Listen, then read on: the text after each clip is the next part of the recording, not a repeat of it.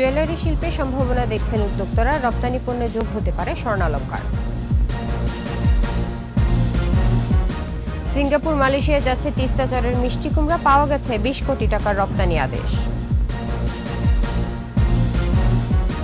এবং বিকেলে ময়মনসিংহে প্রধানমন্ত্রী শেখ হাসিনার জনসভা, উদ্বোধন করবেন ৭৩ উন্নয়ন প্রকল্প।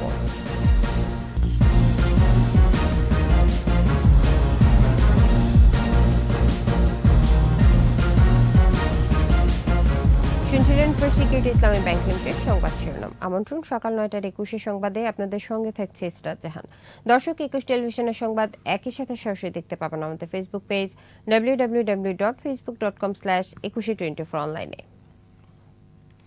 জুয়েলারি শিল্পে বড় সম্ভাবনা দেখছেন এই খাতের উদ্যোক্তারা। তারা বলছেন, চোরাচালান রোধের পাশাপাশি কাঁচামাল আমদানিতে শুল্ক কমালে রপ্তানি ঝুড়িতে জায়গা করে নিতে পারে স্বর্ণালংকার। আর এটি সম্ভব হলে কমবে ডলার পাচার, একই সাথে সরকারও পাবে বিপুল পরিমাণ রাজস্ব। জুয়েলারি খাতের বিকাশের সুযোগ রয়েছে বলছেন পরিকল্পনা মন্ত্রীও। তৈদুর রহমানের রিপোর্ট। দেশে বছরে স্বর্ণের চাহিদা প্রায় 40 মেট্রিক টন, যা পূরণ হয় ব্যাগেজ রুলস বা ব্যক্তি পর্যায়ে স্বর্ণালংকার আমদানি এবং চোরাচালানের মাধ্যমে। আর পুরনো গহনা থেকে আসে চাহিদার 10%। বাংলাদেশ জুয়েলার্স সমিতি বলছে, অবৈধ স্বর্ণের অলংকার এবং বার দেশের জুয়েলারি শিল্পের বড় বাধা। শুল্ক কমিয়ে লাইসেন্সধারী ডিলারদের জন্য আমদানির সুযোগ আরও সহজ করে দেওয়ার দাবি সংগঠনটির। ব্যবসায়ীরা বলছেন, লাগেজের মাধ্যমে সোনা আমদানি বেড়ে গেছে, চোরাচালানে ঝুঁকছেন অনেকে। এতে অবৈধ পথে বিপুল পরিমাণ ডলার চলে যাচ্ছে দেশের বাইরে, রাষ্ট্র হারাচ্ছে বিপুল রাজস্ব। আমাদের যাই ভ্যালু এডিশন থাকে সেটা একটু হাই, এই কারণে যে ক্রয় ক্ষেত্রে আমাদেরকে এটা বেশি দামে কিনতে হচ্ছে। যখন এটা সরবরাহটা সুনিশ্চিত হবে, আমরা সাশ্রয়ী মূল্যে কাঁচামাল সংগ্রহ করতে পারবো, তখনই আমাদের অলংকারটা দেশে এবং বিদেশে প্রতিযোগিতামূলকভাবে এগিয়ে আসে। বিশ্বব্যাপী ভারতীয় স্বর্ণালংকারের বিশেষ চাহিদা রয়েছে। বৈশ্বিক স্বর্ণালংকারের 95% যোগান দেন ভারতীয় কারিগররা। বাংলাদেশ থেকেও স্বর্ণালংকার রপ্তানির বড় সুযোগ রয়েছে বলে মনে করছেন ব্যবসায়ীরা। সাশ্রয়ী মূল্যে হালকা ওজনের জিনিস নিয়ে, অলংকার নিয়ে যদি আন্তর্জাতিক বাজারে উপস্থিত হতে পারি, অবশ্যই বাংলাদেশ অনেক ভালো করবে। রপ্তানি পণ্যে বৈচিত্র্য আনতে জুয়েলারি খাতের সম্ভাবনা কাজে লাগানোর সুযোগ রয়েছে বলছেন পরিকল্পনা প্রতিমন্ত্রীও। বিনিয়োগের এভিনিউ যত আসবে তত অর্থনীতির জন্য ভালো, এবং আমাদের বিবেচনা করেছে, এবং সেই জন্যই স্বর্ণ নীতি হয়েছে, কিন্তু আমদানি নীতি একসময় ছিল না। এবং আমি মনে করি স্বর্ণ আসতে দেওয়া উচিত নীতিগতভাবেই, যাতে এটাকে ভ্যালু অ্যাড করে আমরা প্রয়োজনে রপ্তানি করতে পারি। নীতিমালা হওয়ার পর ব্যবসায়ীদের কাছে থাকা বিপুল পরিমাণ স্বর্ণ বৈধতা পেয়েছে বলে জানান জুয়েলার্স সমিতির নেতারা। তৌহিদুর রহমান, 21 টেলিভিশন, ঢাকা। তিস্তা চরাঞ্চলের মিষ্টি কুমড়া যাচ্ছে মালয়েশিয়া, সিঙ্গাপুরে। 20 কোটি টাকার অর্ডার পেয়ে সরাসরি চাষিদের থেকে কিনছে দুটি প্রতিষ্ঠান। লাভবান হচ্ছেন কৃষক। আলী হায়দার রনির ক্যামেরায় রংপুর বিভাগীয় প্রতিনিধি লিয়াকত আলী বাদলের রিপোর্ট, জানাচ্ছেন শতরূপা দত্ত। এককালের মঙ্গাপীড়িত রংপুরের গঙ্গাচড়ার 90% এলাকায় তিস্তা নদী বেষ্টিত। এখানকার 1.5 শতাধিক ছোট বড় চরের 22টিতে হচ্ছে কুমড়ার চাষ। ছালাপাক চরাঞ্চলের 1,500 হেক্টর জমিতে উৎপাদিত উন্নত জাতের মিষ্টি কুমড়া নজর কেড়েছে সবার। আগে তামাক চাষ করছি, এখন তামাক বাদ দিয়ে এখন কুমড়া চাষ করি। দাম গতবার খাচ্ছে, এবার বেশি আছে, এবার বিক্রি হয়েছে 20 টাকা কেজি ভুঁইতে। চাষিরা পয়সা পাচ্ছে বিধায় মনে করেন যে এখন চরণ পুরোটাই আর কি মিষ্টি কুমড়া। তপ্ত বালুচরে কীটনাশক ছাড়া গোবর সারেই হচ্ছে বিষমুক্ত ব্যাংকক 1 হাইব্রিড কুমড়ার চাষ। ভালো বীজ, তারপরে ফুল টেকনিক্যাল সাপোর্টটা কখন কি দেওয়া লাগবে, আমরা সাধারণত কীটনাশক ছাড়া আবারটা করার চেষ্টা করি। দুটি দেশি প্রতিষ্ঠান সিঙ্গাপুর ও মালয়েশিয়ায় কুমড়া রপ্তানির অর্ডার পেয়েছে। 50 কেজির প্যাকেট হয়, আবার 20 কেজির প্যাকেট হচ্ছে, কখনো মাস্টার প্যাকেট হয়। আমরা এ পর্যন্ত 200 টন মাল বাইরে পাঠাচ্ছি আর কি।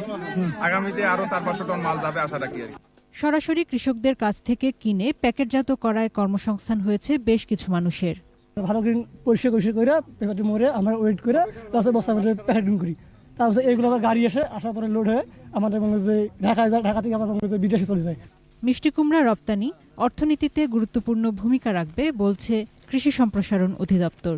এই পরিশ্রমের ফসল যখন বিদেশে যাচ্ছে এবং টাকা আসছে, তখন কৃষক তো উপকৃত হচ্ছে, দেশও উপকৃত হচ্ছে। চাহিদা বাড়তে থাকায় বিষমুক্ত এই কুমড়া উৎপাদনে আগ্রহী আরও অনেক চাষি। শতরূপা দত্ত, 21 টেলিভিশন। 4.5 বছর পর আজ ময়মনসিংহ যাচ্ছেন আওয়ামী লীগ সভাপতি প্রধানমন্ত্রী শেখ হাসিনা। তাকে স্বাগত জানাতে প্রস্তুত ময়মনসিংহবাসী। এর মধ্যে পুরো নগরী সেজেছে নতুন রূপে। জনসভাকে জনসমুদ্রে রূপ দিতে সব ধরনের প্রস্তুতিও শেষ। কয়েক স্তরে নিরাপত্তার চাদরে ঢেকে ফেলা হয়েছে পুরো নগরী। তল্লাশি কার্যক্রমও জোরদার করা হয়েছে। বিকেলে সার্কিট হাউস ময়দানে আওয়ামী লীগ আয়োজিত বিভাগীয় সমাবেশে ভাষণ দেবেন প্রধানমন্ত্রী। দ্বাদশ জাতীয় নির্বাচনকে সামনে রেখে তৃণমূলের নেতাকর্মীদের দেবেন নির্দেশনা এবং বিভাগবাসীকে দেবেন উন্নয়নের নানা বার্তা। একসঙ্গে উদ্বোধন করবেন 73টি নতুন প্রকল্প, ভিত্তিপ্রস্তর স্থাপন করবেন 30টি প্রকল্পের।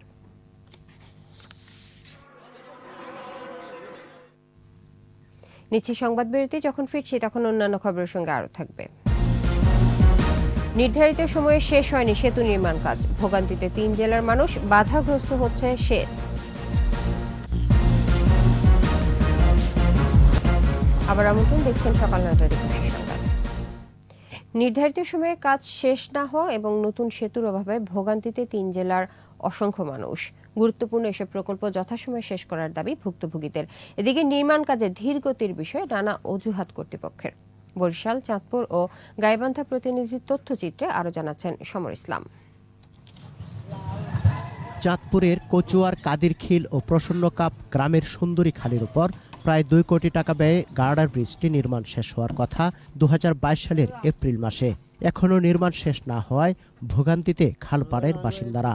হঠাৎ কোনো রোগী নিয়ে বা কোনো ইন্ডিয়া কোথাও যাইতে গেলে এখানে আমাদের খুব সমস্যা হয়। স্কুলে আসতে নৌকা অনেক সময় থাকে, অনেক সময় থাকে না। মহামারী করোনা সহ নানা কারণে নির্মাণ বিলম্বের কথা জানান এলজিইডির নির্বাহী প্রকৌশলী। ঠিকাদারকে তাগিদ দেওয়া হয়েছে, আশা করি যে অতি শীঘ্রই জনগণের জন্য ব্রিজটি উন্মুক্ত করা সম্ভব হবে। এদিকে বরিশালের গৌরনদীতে প্রায় 5 কোটি টাকা ব্যয়ে কালীবাড়ি ও দক্ষিণ বাহাদুরপুর গ্রামের 2টি ব্রিজের নির্মাণ কাজ 3 বছর আগে শুরু হলেও এখনও শেষ হয়নি। নির্মাণ কাজের জন্য খালের পানি প্রবাহ বন্ধ থাকায় 5 গ্রামের অন্তত 10,000 কৃষকের ইরি বুড়ো আবাদে অনিশ্চয়তা দেখা দিয়েছে। আমরা ফসল করিয়া খাইতে পারছি না, পানি পাইতে আসি না। দ্রুত কাজ শেষ করতে ব্যবস্থা নেওয়ার আশ্বাস দিয়েছেন উপজেলা নির্বাহী কর্মকর্তা। কৃষকরা যেন সেচ নিশ্চিতের মাধ্যমে তারা যেন কৃষি উৎপাদনটা করতে পারে। গাইবান্ধা শহর থেকে 4 কিলোমিটার দূরে ঘাঘট নদীতে একটি সেতুর অভাবে চরম দুর্ভোগে খোলাহাটি, বল্লমঝাড়, কুপতলা, নারায়ণপুর ও কাজলঢোপ সহ 6 ইউনিয়নের বাসিন্দারা। বারবার জনপ্রতিনিধিদের আশ্বাস ব্যর্থ হওয়ায় মুষ্টির চাল তুলে কাঠের সাঁকো তৈরি করেছেন তারা। নিজের উদ্যোগে একটা কাঠের ব্রিজ করছি, সেটা তো নরবরাহে পড়ে আছে। চলাচল করতে করতে ব্রিজটা এখন নষ্টের পথে আসি গেছে।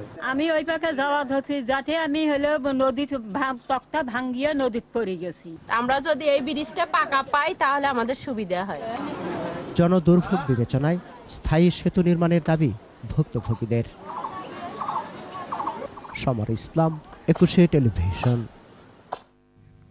আগামী 18 March India Bangladesh friendship pipeline প্রকল্পের আনুষ্ঠানিক উদ্বোধন করবেন বাংলাদেশের প্রধানমন্ত্রী শেখ হাসিনা ও ভারতের প্রধানমন্ত্রী নরেন্দ্র মোদী।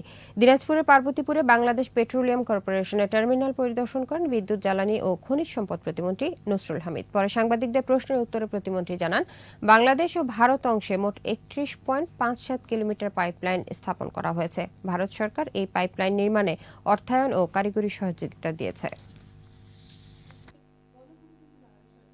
ভারতের সহযোগিতায় আমরা এখানে নিরবিচ্ছিন্ন জ্বালানি সরবরাহ করার জন্য আমরা এখন পাইপলাইন নির্মাণ করে ফেলেছি। এই ডিজেল আমরা যদি ভারত থেকে নিয়ে আসি, এই মুহূর্তে আমাদের পড়বে $5.50। তার মানে প্রায় আমরা $6 মতো প্রিমিয়ামে সেভ করব পার টন। এবার আমাদের বিশেষ আয়োজন উত্তাল মার্চ।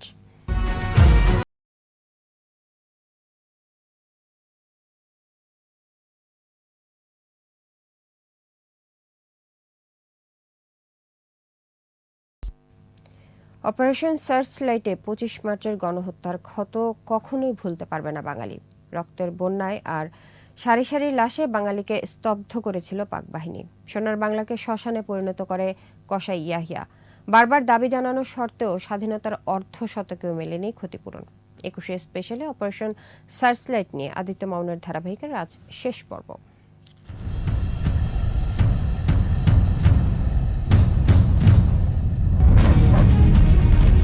কোনোভাবেই যখন বাঙালিকে দমানো যাচ্ছিল না, তখন নিরস্ত্র ঘুমন্ত বাঙালির উপর এই বর্বরতা। অসাম্প্রদায়িক বাঙালির ভাষা সংস্কৃতির উপর আঘাত। আন্দোলন সংগ্রামের পথে বাঙালির অন্তরে স্বাধীনতার স্বপ্ন বোনেন বঙ্গবন্ধু। সেই স্বপ্ন মুছে ফেলতেই অপারেশন সার্চলাইট, বিশ্বের জঘন্যতম গণহত্যা। বর্বরতার উদ্দেশ্য ছিল টেলিফোন, টেলিভিশন, রেডিও, টেলিগ্রাফ সহ অভ্যন্তরীণ ও বৈদেশিক যোগাযোগ ধ্বংস করা। আওয়ামী লীগের প্রবীণ রাজনীতিক, বুদ্ধিজীবী, ছাত্র ও সাংস্কৃতিক ব্যক্তিত্বদের হত্যার মাধ্যমে বাংলাকে নিয়ন্ত্রণ ও শোষণ করা। সামগ্রিক একটা পরিকল্পনা নিয়েই তারা সেদিন নেমেছিল এবং তারা কখনো চিন্তাই করতে পারে নাই যে 25শে মার্চের পরে 26শে মার্চের প্রথম প্রহরেই জাতির পিতা বঙ্গবন্ধু স্বাধীনতার ঘোষণা করবেন। পূর্ব পাকিস্তানের সকল স্থাবর সম্পদ ধ্বংসের পাশাপাশি নারীদের উপর পৈশাচিক নির্যাতন ও হত্যা পৃথিবীর ইতিহাসে বিরল। তারা এক পর্যায়ে বলেছিল যে আমাদের বাংলাদেশে কোনো মানুষ দরকার নাই, আমাদের শুধু মাটিটা দরকার। নারীদেরকে রাখা হয়েছে কেন? কারণ নারীদেরকে তারা সেখানে ধর্ষণ করছে, নারীদের উপর অত্যাচার নির্যাতন করছে, কিন্তু পুরুষ শূন্য করে ফেলেছে। তো কতভাবে ক্ষতি করেছে। ক্ষতির শিকার শুধু ঢাকাই নয়, প্রতিটি জেলা এবং প্রত্যন্ত গ্রামও। মানবতা বিরোধী এসব অপকর্মের সঙ্গী রাজাকার আলবদররা। নদী নালার দেশ, খালবিলের দেশ, এখানে পাকিস্তান থেকে উড়ে আসা সেনাবাহিনীর সদস্যরা গ্রামেগঞ্জে গিয়ে অপারেশন চালাবে, সাধারণ মানুষকে হত্যা করবে, এটি অচিন্তনীয় ছিল।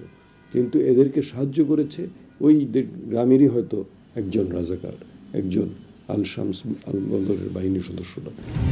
71-এর ফেব্রুয়ারিতেই গণহত্যার নির্দেশ দিয়েছিলেন এই কুখ্যাত জানোয়ার।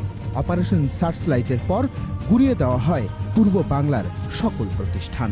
ব্যবসায়ী, বুদ্ধিজীবী, তাদেরকে হত্যা করা হচ্ছে, কারণ যেন বাঙালিরা আর যেন কোনোভাবেই অর্থনীতি বা জ্ঞান বিজ্ঞানের ক্ষেত্রে কোনো রকম প্রভাব না ফেলতে পারে। স্বাধীনতার অর্ধ শতাব্দী পেরিয়ে গেলেও ক্ষমা চায়নি পাকিস্তান। বারবার দাবি জানানোর পরও ক্ষতিপূরণ দেয়নি দেশটি। সকল রকম প্রতিশ্রুতি তারা দিয়েছে, সব প্রতিশ্রুতি থেকে তারা সরে গেছে।